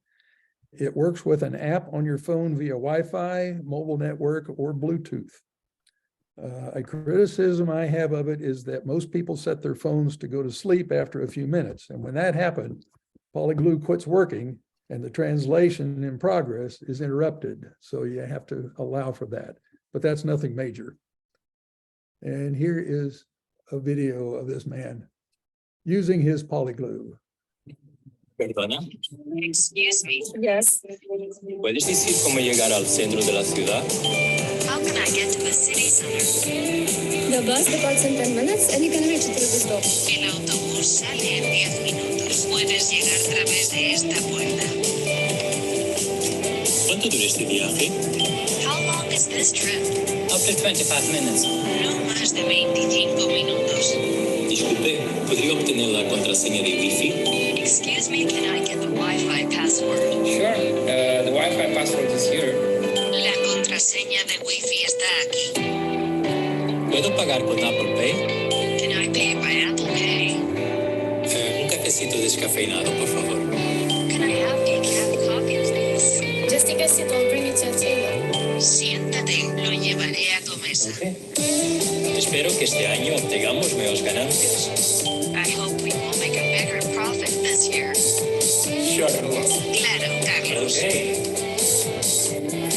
Disculpe, ¿puedo sentarme aquí? Excuse me, can I sit here? Claro, ¿de dónde eres? De Lituania, tú hablas español. Sí. Isn't that clever? So it has to be used with an iPhone? I think so. Okay. I think there's an app that goes with it. Oh, And that's okay. where the language is stored. Let's see. I read online that this thing can translate 36 languages. Yeah, that can be useful if you travel a lot. Yeah, yeah. Ask for directions, ordering off a menu or whatever. It's pretty cool. Looks great, but I somehow feel like if I were using that, it just wouldn't work quite as well. Well, the sales pitch always makes it look better than actually is. Sure. Okay, but 89 bucks, I think it might be worth checking out. Okay, we can't go shopping without including at least one Apple product. And this is the one I can personally recommend, the HomePod Mini. The sound quality is amazing, especially when considering how small the speakers are. I have one in our living room. This thing is about the size of, well, it's bigger than a softball, not as big as a volleyball. It's probably maybe 5 or 6 inches in diameter. One sounds great by itself. If you get two and you separate them, your Mac or your iPhone will automatically separate the stereo channels. and you can have great stereo sound. You can put them in other rooms in your house. It all connects by Wi-Fi. All you got to do is have a wall outlet nearby, and you can have music throughout the house. It really is very cool. At $99, the price is the same as what I paid 2 years ago. And 2 years ago was the last time I won one of our drawings, and that was what I spent it on. And crossed my fingers that my name is drawn again this December, because I'm going to buy a second one. It's pretty good. So those are the items that I have. And those are some of the best gift ideas for the tech-minded person in your life. So I hope you enjoy the holidays and you have fun shopping. Okay? Good. Thanks, Steve. Those look very interesting, and there might be some things I need to purchase there. Thanks, Steve. Some great stuff in there. Yeah, really. I agree. I have to make sure my wife doesn't find out about that bird buddy, or she'll want it. She'll want it right away. I mean, that's awesome that it actually identifies the bird. That is- Yeah, it connects to your phone and keeps a log for you. That's pretty cool. Yeah. I Yeah, think that's we awesome. have an unusual bird that we have difficulty identifying come to our feeder every once in a while. And we've got the old-fashioned book by the front window. We look it up. We also have an app on our iPhone. It asks you, okay, how big is it? What's the dominant color on the back? What's the color of the breast? What is the beak shaped like? And you do it by elimination. But apparently this app will just do it like that in seconds. So. Well, they're going to need to add an accessory. See, so you buy the bird buddy first, and then you go shopping for the accessories. And a good accessory would be something that zaps the squirrels that comes up to try to feed on the birds. Oh, yeah. Well, you see what these people build catapults, to catapult the squirrels. Yeah. They That'll get work. up on that thing and they just hit the button and they zoom. I guess it doesn't kill the squirrel. I mean, but it just throws them off the feeder, so. When I bought a property, when we bought our property where our house is, I found a steel pole. The thing was about 10 feet tall. Neighbor kids. At your spotlight cam. Oh, I got a visitor in the backyard. It's a cat that comes up on our deck. I found this steel pole, and the kids were using it, and they had a basketball goal on it. Well, they took the basketball goal down and took it with them, but they left the steel pole. And I brought it up by our house, and I dug a pit or a hole, post hole diggers, and I set it in concrete. And I went to, I think Lowe's or Home Depot, and I bought a section of stovepipe. It's about 8 inches in diameter, and it has a cap, and it fits down over the steel pipe. That's my squirrel barrier. Until I put that stovepipe on there, squirrels could go up and down that steel pipe like they were on level ground, but they cannot get past that stovepipe. And whenever I put it on, I think it cost me $8. That is one of the best squirrel barriers I've come across. So if we do indulge in the bird buddy, then I'm probably going to hang it on the post that I already had set up. Sounds like a good idea. Yeah, Steve, one of you know my if that is that post within Wi-Fi range? Yes. Yes. It is. Okay. Our living room is over our garage, and the driveway, the post is right next to the driveway, maybe 20 feet away from the house. So it is well within Wi-Fi range. Okay. It's cool. Yeah, we Glenn, you can- had mentioned talking about your Apple Watch Ultra. Did you want to do a quick review of that? Ooh, Sure, I can do that. So I've got it on right now. And I've got that's the Wayfinder watch face I have on. You can see the band that I went with was their, I don't know, I forget what they call it, but it's their dive swim band. And I chose this band because I really like the sport bands for my other Apple Watches, always found it extremely comfortable. And it's made of the same material as that. The only difference you can see is that it has ridges on it. And they've got these loops in the, little holes in there. The idea on the holes is to be able to transfer the water through it, is what I understand. The other reason I chose that one is I absolutely detest any kind of fabric watch bands. So the other two watch bands are not interesting to me at all. But I gotta admit, I've been kind of disappointed by this. It's not near as comfortable as the other Apple, loops are, the sport bands. And I think it's because of the ridges. I just feel it more against my skin versus just being flat. The other thing is the way it buckles, and I find this very awkward, that it doesn't seem very precision to me. I mean, when I put the watch on, I'm trying to show you this, you pull it through, but I find it hard to find the exact hole I want to get the tightness I want. And then you insert this here where you want it. And I just find it a little harder to kind of get this all through and buckled, whereas in other bands, I put it on, it's on right away. The other bad thing about those two little metal pieces is when I'm, using my computer and I've got this down, I find that this is kind of hitting, my computer. So I just, as I'm doing it, it feels like there's substantially more there on my wrist, where I never even noticed it with my other Apple Watches. So Yeah. I am on the lookout for a different band at some point that I will upgrade, like a third-party band. But so far I haven't found anything out there yet. And I know this is still relatively new. So in the upcoming months, I know that there's one that interested me from Nomad, and it's a leather band, but the leather is waterproof. And so it comes in black or brown. I would get a black when I was looking at that, but then they're not available till like mid-January. And then I noticed on their site that they're not even there anymore. So I don't know what's up with that.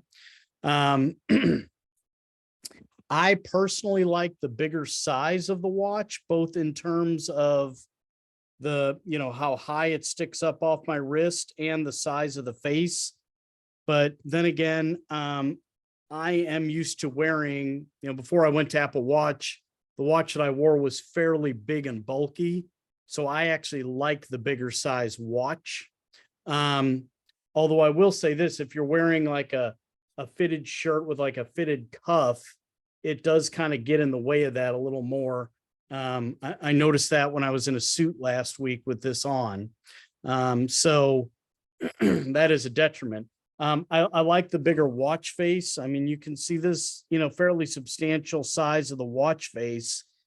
Just those extra 4 millimeters to me makes a difference. Especially, I'm trying to find something just to pull up here where it just, no matter what I pull up, everything is bigger. It's just real easy to see. Now I'm using, this is called the Wayfinder watch face, and I've got 8 complications on there. There are only a couple watch faces that I will use because I like having 8 complications. And there's only 2 of them. There's one infograph that'll have that, and now the Wayfinder. I just like having as much as I can, boom, right at a touch of a button. I don't have to go into the system. So I like that. One of the things that I love about this, I'm trying to do this and backwards, is one of the features I like about this is at night, I can turn it to that red light. And I really like that because, for instance, my wife and I are on a very different schedule.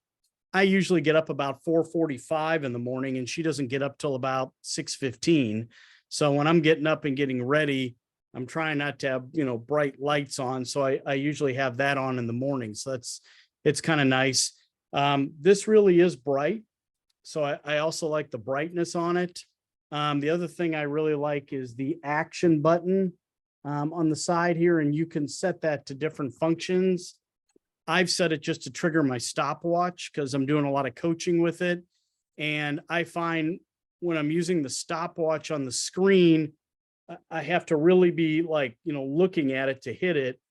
I like to just have my thumb there. So I'm watching like the start of a race. Boom, I just press that like if you were using a real stopwatch. And so I like that feature as well. It has a, let me see this, guys. It doesn't like when I put it up like this. So I'm trying to, let's see if I can turn this and do this. Can you guys see that? I'm trying to turn that. It's got a nice compass function. Sorry, it wants to turn off when I turn my wrist like that. And when Well, it I'm looked like, like it said SE 125 degrees. What does that Yeah. mean?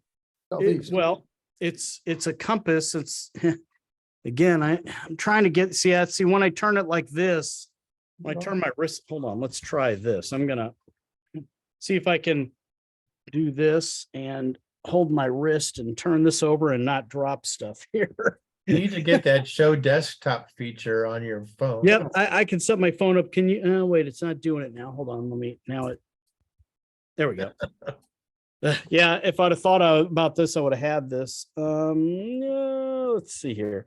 Trying to hold the computer. No, it went back off.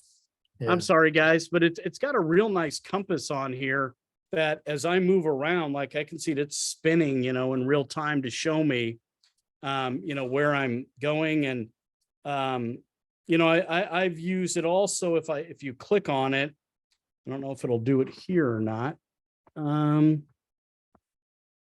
But it really kind of goes in depth there. And I know that's upside down, but it's showing me, and it's moving in real time with me, latitude and longitude, elevation, and it'll show me any waypoints I've set. So it's a pretty cool little compass feature. I haven't done like any hiking with it or anything like that yet. But so that's one of the little things I have on here. The other thing that I love about this watch is that I am charging this once every 3 days. And so that's just nice because every other Apple Watch I've had, by the time I get to, the end of the evening, I'm usually somewhere, between, 15 and 30% battery left. And so it's a must for me to charge it every night. And with this, I found I can go about 3 days without really needing to charge it before I get down to like that 25-30%. So it's definitely got a bigger battery. And obviously the less you're charging a device, the longer the life that battery is probably going to have. And so sometimes I charge it every 2 days, but between 2 and 3 days, I've noticed. And also I've noticed when I'm using the stopwatch, it doesn't suck the battery life quite as much as my previous watch, which is a Series 6. And I did trade my Series 6 in, and I just got confirmation today on that they gave me $120 for that. So overall, I am real happy with the watch. I love the watch. The only thing that I really am not crazy about is the band. So I'm going to do something about that. I've not tried this underwater. I'll be curious, whatever I'm doing, maybe next summer, even if I'm in a pool, just to be underwater and see how the dive apparatus on the watch works when I go underwater. By the way, I did try the alert thing on here. I think it's supposed to be, it's like 85 decibels, if I remember correctly. And I was waiting for it to kind of blow my eardrums off, and it didn't. It wasn't quite as loud as I thought. I mean, I went outside on my driveway and did it. And my wife said she didn't notice it sitting inside. So I thought it was going to be much louder.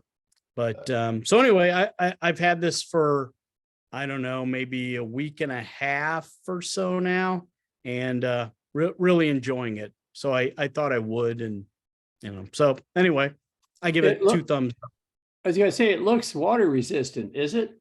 Oh yeah, they are making this watch for scuba divers partially. They've got a whole dive computer in here that literally will take the place of, I don't know if you know much about scuba diving, but I'm a certified scuba diver, and I've always had a dive computer that will, you put in how long you depth you want to dive, and and how long you want to go. It'll tell you how long you can stay with your air and your decompression stops coming up. They have worked with a company to put a whole dive computer in here.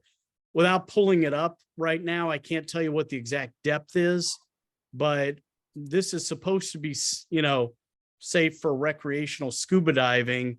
Does anybody remember what the spec on that was? I think you're talking hundreds of feet, which if you're a recreational diver, typically you're not going more than about 100, 150 feet down. But I'd have to pull that spec up to be able to tell you exactly. But yeah, it's made for it. Yeah, cool. Glenn, I know that on the Ultra, there are watch faces and complications unique to that watch. Yeah, But the can you also Wayfinder use one. the ones? Yeah, but can you also use some of the ones that are from the previous versions, like the Series 6, 7, and 8? Oh yeah, yeah, I can. I mean, if I go in here and, well, I would edit that one, but I can use the simplest ones I want. Sure. So, I would say this, they're marketing this to the idea of, people who are real athletic doing these things, the adventurers, the hikers, the divers, all that kind of stuff. But yeah, I mean, if you just want a bigger watch that you can see easier, that has a longer battery life, yeah, you can use different complications, different, ones. Personally, I like having different watch faces just because I like change, but I wish they would make more that had the 8 complications. There's only a couple of them that do that. And I don't change it often because I just like having those features right at my fingertip rather than having to, dive into the system and find that stuff. And just to be curious, what did they charge you for that watch? It was $799. $799. Okay. I think it was, yeah. And like I said, I'm getting my trade-in as 120 for my Apple Watch 6. And and this does, and I'll tell you, I'm on Verizon, and it was a piece of cake to switch from my 6 to this. I didn't have to even like go into the store or anything. I just, use the app to set it up, and it literally, once I had my watch set up, it changed me over in about 2 minutes. It took me. Okay, Glenn, thanks for that review. Oh, and one other quick thing, Glenn, that also supports the crash detection feature, I believe, correct? Yeah. This only, 2 quick things. This only comes in a cellular model, so you don't have a choice if you buy this. Now, obviously, if you don't have a plan, if you don't want to spend the money, you're not going to use that function, some of that functionality on it, like the satellite stuff and things like that, crash detection. The other thing is this thing, and I haven't tested out because I haven't bashed it on anything yet, but it's supposed to be way more resistant to, damage to the face or the watch itself because of the materials it's made from. So, fingers crossed on that one. We'll see how that goes. Okay, thanks again. Yeah. What I'm going to move on to now is I'm going to do this little video. It's about the Apple TV 4K, the new one that's out. And the previous one was called Apple TV 4K, but there are some changes to the features that it has. So give me a second here. Do a share. Okay. So a couple of weeks ago, Apple dropped a few new products via press release, and about a week ago, we unboxed all of those except for this. This is the Apple TV 4K. Can you all see that, by the way?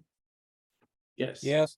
Okay. It actually came out a week later than everything else, and so This is Mac let's go ahead Rumors, and by the way. unbox it, talk about some of the few changes that do exist. I'll stop threatening you with this knife because I just realized I'm pointing at the camera. And yeah, we'll go over what's new with the new 2022 Apple TV 4K.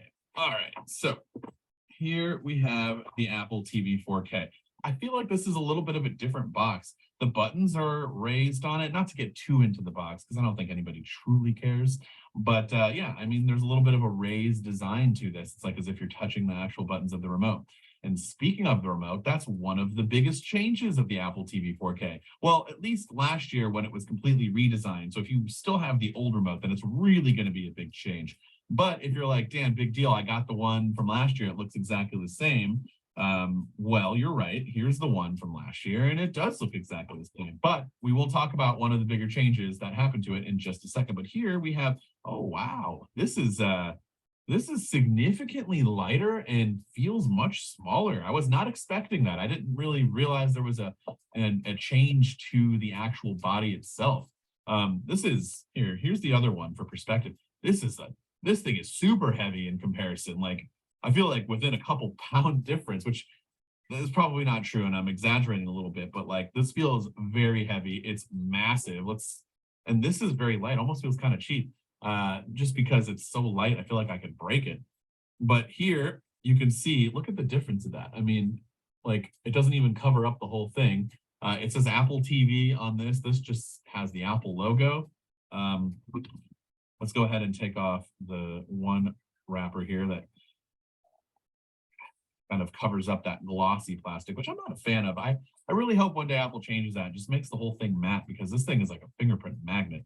I mean, you don't really touch it that often, but you know, when you do, it looks pretty gross. Okay, so you still get your power cable. That's where you plug it in. You still have Ethernet with this one. So this is the more expensive version. I believe it is 128 gigs. And this has Wi-Fi and Ethernet. There is a cheaper version that just has Wi-Fi. But if your house has the ability to plug in straight to Ethernet, you should definitely do that so that you are less interrupted with bad streaming quality. And then you have your HDMI port. You've got this last little piece here that covers up a little slip pad thing so it doesn't slide around on whatever surface you put it on. And yeah, so I mean, as you can see here are the differences in size. Go ahead and get this box out of the way. Here's the difference in size, and we'll talk about some of the differences that the actual product itself has when you plug it in and turn it on. It's going to be very, very similar, but there are a couple of changes that are worth mentioning. But also inside of the box, if we can move this off to the side here, you have your remote. Pull out here and talk about what's the big difference, Dan. You said there was a huge change. And yeah, I mean, it's a pretty huge change when you think about the direction of Apple and what it's being forced to go, but it's for the better. USB-C. This remote, really, that's it. Has USB-C. This is still Lightning. And so now you can use a USB-C cord to charge your Apple TV remote. And eventually you'll be getting a USB-C cable with your iPhone in the near future. But you also have your power cable, and then you should be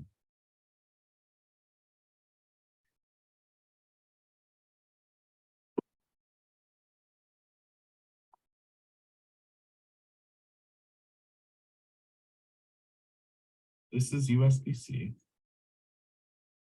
There's no USB-C cord. Okay, well, if you have a USB-C cord lying around your house, that's what you're going to need to use, because Apple didn't give you one, so that's cool. All right. Okay, so I'm going to try to keep the rest of this video short, but let's go ahead and talk about what the differences are between some of the older versions of the Apple TV and also between the two new ones, because again, for I believe 129, let's go ahead and make sure I have a computer pulled up in front of me real quick. Let's go ahead. Yeah, so for 129, 64 gigs of storage, and you do get Wi-Fi only. Remember how I said there's no Ethernet port on that one? So there's no Ethernet port.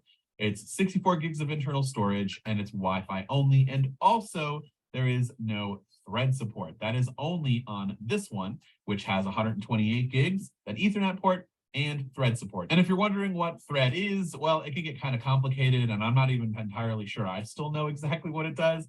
But the best way that I can put it is that this Apple TV is going to act as a little bit of an expansion for your smart home devices that might not get the best signal in terms of connection to your Wi-Fi network. And so this can kind of help boost and expand that coverage to some of your nearby smart home devices, and then, help the connection and the support between your Wi-Fi network and those devices. And so it could be very important if you have a lot of smart home devices in your house, especially when Thread starts to really kick off and more devices adopt Thread, or some of the newer ones that come out with it support it already from the get-go. I don't know if that's really a huge deal for you, but it also has the A15 processor. And so if you do a lot of gaming on your Apple TV, that's going to be where you're going to notice the big benefits of having this better processor, because in the past, I believe this one is still running like the A12.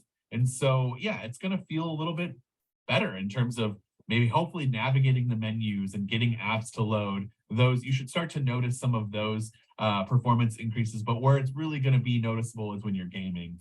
And if you're someone out there who does a lot of gaming on your Apple TV, it should be a lot better of an experience thanks to the A15 processor. And that's really it. Overall, I mean, the price got lowered, so it's $129 for that Wi-Fi model and $149 for this one. And you get USB-C on this remote. If you have an old Apple TV, if you say have one that's not 4K and you're looking to upgrade, definitely go with the Ethernet one, just so that you can get the extra storage, especially if you're playing a lot of games. And you have Thread support if you have a lot of HomeKit devices or just Thread devices in general, that could use the benefits of that little Wi-Fi expansion there. Otherwise, you could go and save $20 and get the regular Wi-Fi at 64 gigs if you don't think you're going to use up that storage, if you don't need Thread, and if you don't need Ethernet. And that's really it. So let me know in the comments down below if you're picking up a new Apple TV 4K, if you already picked one up. Let me know down in those comments below. This has been Dan with Mac Rumors. Thanks so much for watching. Okay. So notice not a lot of changes, but if you especially have a non 4K, then it's certainly worthwhile to upgrade, I think. One Any of other, you- I'm sorry, one other what? quick observation concerning HomeKit, and I think I've got this right. If I'm remembering this correctly, iPad OS 16 takes away the ability of an iPad to work as a hub for your HomeKit devices. So let's say that you maybe have an older Apple TV or you were thinking about getting one. One reason to get either this one or I think the 2021, the one I've got, is that it will work as a hub rather for your HomeKit devices. So if you're thinking about getting some and you were assuming that you could run them off of your iPad, then you won't be able to if you upgrade to iPad OS 16. So this might be a little thing to help tip the balance in favor of getting either the 2021 or the 2022 Apple TV 4K. Well, the only thing caveat I'd make to that would be, you never know what Apple's going to support in the future. So there may be an update to 16 that's going to change that. It's possible, but you're right. At the current system, it doesn't, as far as I know. Okay, one last thing to show you is the new iPad Pro. So I'm just going to pick from this website and go through it kind of quickly, but there are some changes there too. So give me a sec. Share. Okay, can you all see that website? Yes. It has the M2 chip, so that's what's basically new about it, or one of the biggest changes. There are different sizes. There's 2 sizes. And the M2 chip, of course, will bring a good bit of performance improvement. It runs, of course, the latest systems. And the Apple Pencil has the ability to hover over. Now, I've seen a little demo of this, which is, I think, what this guy is doing here. But as you hover over, you can kind of see what you're going to do and then do it. Does that make sense? Like him writing that, he can hover over and try it right to see if it looks like he wants to look, and then actually make it happen. Now, I don't know if that makes sense, but the pencil, and it has to be the newest Apple Pencil too. Super fast wireless connectivity. Stage Manager will work on it, of course, with the newest operating system. Desktop class apps. But you notice they've been making the apps that work on iPad Pro and Mac OS pretty much the same. So in other words, it'll take mostly the same apps. Hey, hold on a second, Ron.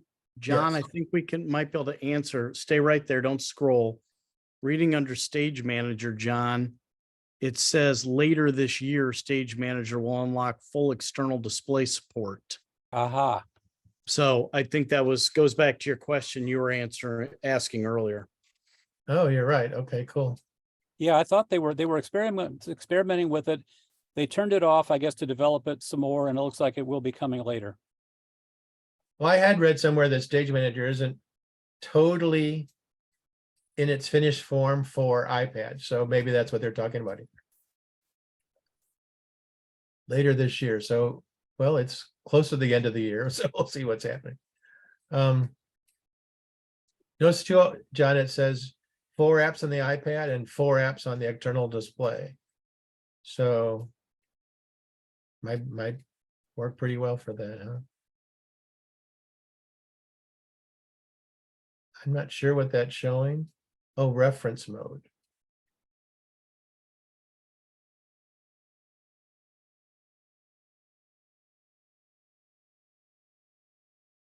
Reference Reading- mode may have something to do with what's been going on between Adobe and Pantone in terms of losing capabilities of doing professional quality color management.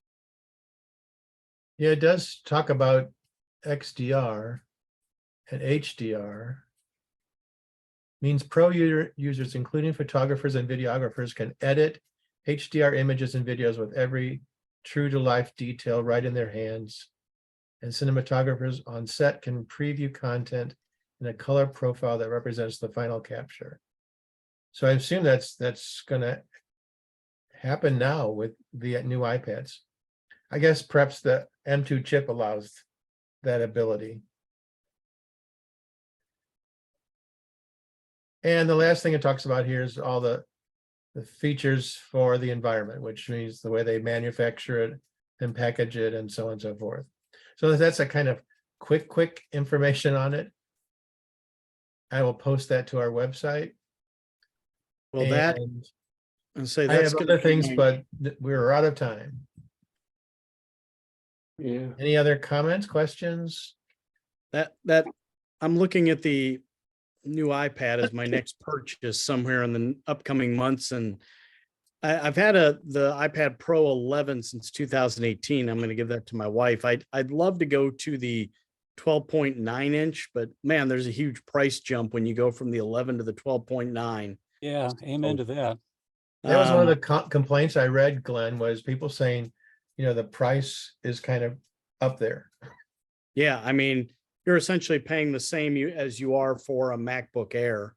Yeah, exactly. So And the rumors are for, in the next year, a 14 and 16 inch iPad, which I don't know. I use my iPad more for entertainment stuff, for reading, for note taking, things like that.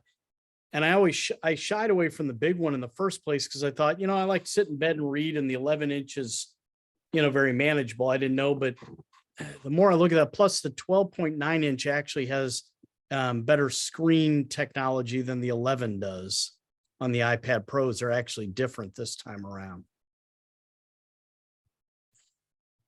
Glenn, do you have HomeKit devices, locks and garage door openers or any of that? No, because of my wife. Oh, okay. I was going to say, if you did, check into that. Again, I might have this wrong, but I thought they said that with iPad OS 16, an iPad could no longer serve as a hub for your HomeKit devices. Now, if you don't have them, doesn't matter That's to what I you. heard. For Yeah. anybody that does, now I'm okay because I've got the 2021 Apple TV 4K, which, if I remember correctly, that is what is acting as my hub. Well, in fact, it's Yeah. got to be, because I have an iPad. I have the last year's iPad Pro that I upgraded iPad OS 16, and all my HomeKit stuff still works. So that means the Apple TV is the one doing the heavy lifting, not the iPad. Yeah. Yeah, I heard the same things, but I don't use that because my wife's, I think it would be fun. She's like, she always thinks it's pointless. This works just fine. Why do we need to go spend money on something different? So therefore, and you know, because of our ceiling fans, that they won't work with any smart stuff. So, you know, although we do have to buy a new ceiling fan for our living room. So now I'm looking at ones that are best compatible with like HomeKit and stuff like that. Hey, not to mention that nifty garage door opener that Steve talked about some time ago. Yeah. Yeah. Again, so I'm not really in the market for that stuff though. Well, Well, just get the smart ceiling fan and don't tell her. Well, you know, that's the thing. Not a This- good move, John. Don't tell your wife. Yeah. See, the ceiling fan is it's broken. I mean, one of the part of the fixture, and then it would cost more to fix than to replace. And so I just have to wait for things to break. Then I can, you know, justify doing some of these things. Well, and then you could Yeah, say something yeah, like, Steve. Bam. Give your son a big bat. Yeah. well, you know what? It might, I don't know if this is true, but I'm wondering whether you could even get a new ceiling fan nowadays that doesn't have some kind of, it isn't a smart device of some kind. Yeah, or have some sort of remote. You're right. Yeah, they a lot of them do. I mean, I'm sure there are ones that don't, but and they're pretty reasonably priced. Just because you get one that like works with, you know, as I've been looking at them, just to get one that works with my phone, you're not really paying like more than you would be paying. You're right. I think that stuff's pretty standard now. Yeah. I don't know. I'm just thinking if I'm going to that 12.9-inch iPad, boy, I really need to win one of those cards next month. Me too, me too. Okay. Okay, everybody. Thanks for coming tonight. Like I said, everything will be posted on the website. Maybe not tomorrow, but for sure by Thursday, I hope. And Ron, I updated it and sent it to you, so you've got it now. You I already put sent I it. made sure the Cool. links. Yep. okay, so everything we saw here, and of course, the recording, which I'm going to end as soon as I end this meeting. Thank you all. Bye, everyone. Good See night, you for everybody. trivia next month, okay? And remember, at All trivia, bring Bye. friends, family, whatever you want. Doesn't matter for that. Okay, bye-bye.